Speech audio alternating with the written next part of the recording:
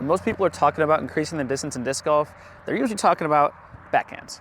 However, people don't work on as much as throwing big forehands. And there are a lot of players on tour or even local pros that can throw pretty big forehands, and they have a pretty big advantage for it. Gossage, of understandably going to go with the forehand. If you've got this kind of power, God bless you. You also have players like Eagle that use them a lot and can't use them quite as much, but I mean, he was known for having massive forehands, and that was a huge advantage he had. And when he wasn't able to throw them anymore, it was a question of whether or not he's going to be able to fill that in with backhands. Obviously he has, but I still think having a good forehand and using it in the right way so you don't get injured is really important. So I want to talk about a few keys to success: throwing big forehands, getting out to that like 400 mark when you need to on those shots that just require that right finish that you're not going to quite get with a lot of backhand shots. All right, real quick, before I teach you how to throw big forehands, I have 3 disclaimers regarding avoiding injury when you're doing this. So I highly recommend getting into the gym and training your triceps and forearms, especially when training how to throw bigger forehands. You're going to use these muscles quite a bit when throwing forehands, so having these muscles be strong is going to prevent injury, and it's going to help you throw a little bit further. All right, number 2 is to just work your way up in volume. You're going to be putting a lot of stress on parts of your arm that probably aren't used to it. And if you start throwing tons of huge max power forehands right away, you're going to be putting yourself at risk for a lot of injury. It's best to avoid these injuries early, work your way up and kind of get used to it. Train those parts of your arm, those muscles, tendons, and fibers and all that in your arm to get used to that motion. Don't overdo it. And staying in the theme of not overdoing it, just in general, try to be conservative with how often you're going to be throwing max power forehands. If you look at some of the best players in the world, like Eagle McMahon or Simon Lizotte, they've had to shy away from throwing forehand just because they threw them so much and have caused injuries for themselves. So you should probably do the same, because if the best players in the world are getting hurt, then you're probably also going to get hurt if you don't do it the right way. Anyway, those are my 3 little disclaimers. Just be safe. Don't throw too many. Don't overdo it. Be smart. Listen to your body. If you're sore, stop. If you're feeling hurt, stop. Take some rest days, you'll be fine. All right, first thing you got to talk about with the forehand is the grip. There's a lot of different grips you can see people using. Ones like this, kind of more inside the disc, this stacked grip, this inside grip right here. Personally, I use the double stacked right here. I think most people throw this way, and I think the biggest throwers tend to throw this way. You can do this one, you can do that one, but generally just take your 2 fingers right there, middle finger right here, pointer finger on top of it. These 2 go on the other side, and your thumb sits right here. Nice firm grip, so you can get a lot of spin on the disc when you release it. All right, disc selection. So pretty much every disc that you have in your bag, you can throw backhands with. There's not really a disc you can't throw a backhand with. There are plenty of discs that you could throw a forehand with, but are not gonna be quite as good. And there are plenty of discs in my bag that I probably will never throw a forehand with. What you'll see a lot of people doing for disc selection with forehands is, instead of them throwing something like this, which is a more flippy or like straight flying destroyer, they'll grab a nice beefy halo destroyer, and then when they release, they'll chop over so they get that full flight out of it. In the same way you would release on Anheuser with a backhand to get a flight, it's really easy for a forehand to just throw like that in the air, and then it will just come out. And while you can get distance from that pretty easily, and it's really easy to swing your arm like that, it's not gonna be very accurate. It's gonna widen how far you're throwing them. So if you have to throw down a tunnel, it's gonna be a crutch that you're not gonna be able to rely on quite as much, and you're not gonna get as much distance as if you can go an actual straight release, just like you would with a backhand. So while I think overstable discs are generally very good for forehands because you can turn over on them a bit more to get power, which you can't get as much from a backhand, I do think throwing more understable discs and putting a little more hyzer on them or just releasing them flat can also be very good, and should probably be leaned more towards, especially in conditions that aren't quite as windy as these. So with the backhand, you have the X step. With the forehand, there's not quite as much of a consensus about how you want to do it. I do kind of like a little bit of a crow hop. So let me kind of show what my footwork looks like. Typically what I'm gonna do is sort of not an X step. You don't wanna be crossing your feet. You can if you want to, but what I'll do is as I come forward, I'll do like a little bit of a hop, plant that front foot. I don't know if you can see that, but I'll do a little bit of a hop, plant my front foot, and then follow through. So it's really more of like a side hop than an X step, but the key to that is you step forward with your front foot and then allow you to shift your weight forward in a smooth fashion. All right, next up is the reach back. So when we talk about the reach back with the backhand, you wanna get that full extension, and it's no different with a forehand. You don't wanna throw your forehand from here to here, all right? If you wanna get power, you wanna throw long forehands, you gotta get back like this. Cock your wrist back a little bit and get your arm going backwards.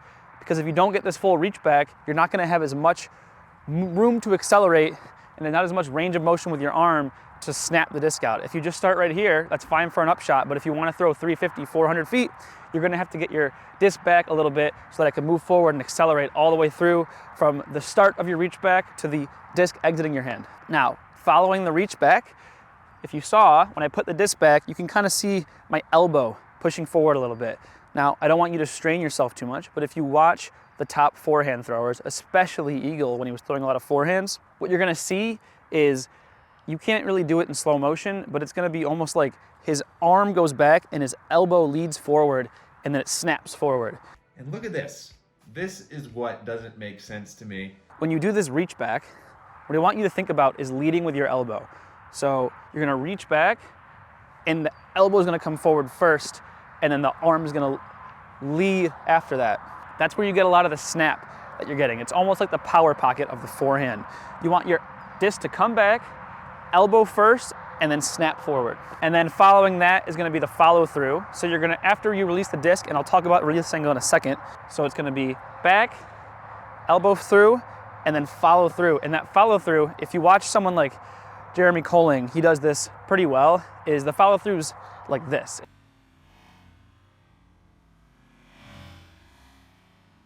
It's kind of this sideways thing. You don't want to chop over on it, like coming over like this. It's gonna be the disc is flat, your palm is facing forward, and it's gonna go through like that. If you're wanting to throw it on more hyzer, you can kind of come under a little bit, facing your palm up, but generally, palm's gonna face forward, and you're gonna follow through like this. It's kind of a little slapping motion. And that's really key to making sure everything's smooth, you're not jerking your arm. And if you watch like Aaron Gossage, before he throws a forehand, he kind of does a little one of these. He's kind of reminding himself to reach back and then follow through. And like I said, with the follow through, you can have a multitude of release angles for how you want the disc to fly. You can kind of come under it a little bit more and have that release come on a hyzer, and that's gonna be a bit more under like that. But generally, you want it to be flat, and you're gonna have that sideways follow through, gonna come over a little bit, but it's gonna pretty much come out flat.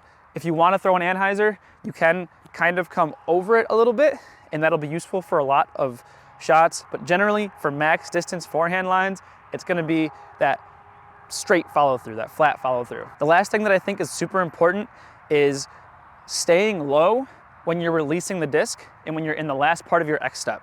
So what I'll see a lot of people do when they throw forehands is they'll come up, they'll reach back, and they'll go to throw the disc and they'll kind of lean back like this. I think it's really important when you're throwing a forehand, when you step here and are coming through with the disc, you want to kind of put all of your weight into that front foot and lean into it a little bit. You don't want to lean forward and throw it into the ground, but you don't also want to lean back like this. So I really try to think when you're coming through with it, keep the release angle and everything flat, really push forward into that front leg and get all of your momentum going forward through the disc so that you're not leaning back, losing power, and throwing nose up. You want to keep it flat or slightly nose down, and that allows you to really follow through and get through on the disc. So let's go throw a couple of discs behind me into this field, and you can see kind of what I'm talking about.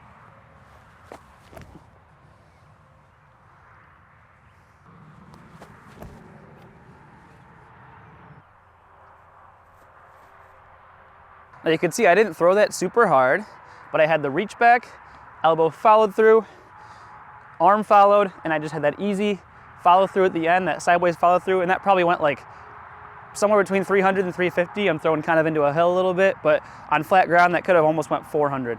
So let's throw one more, and let's do it with a more overstable disc and show how you can kind of mess with the angle a little bit. So I'm gonna turn over on this one a little bit more and let it come back, and that's kind of more that anhyzer release with the forehand.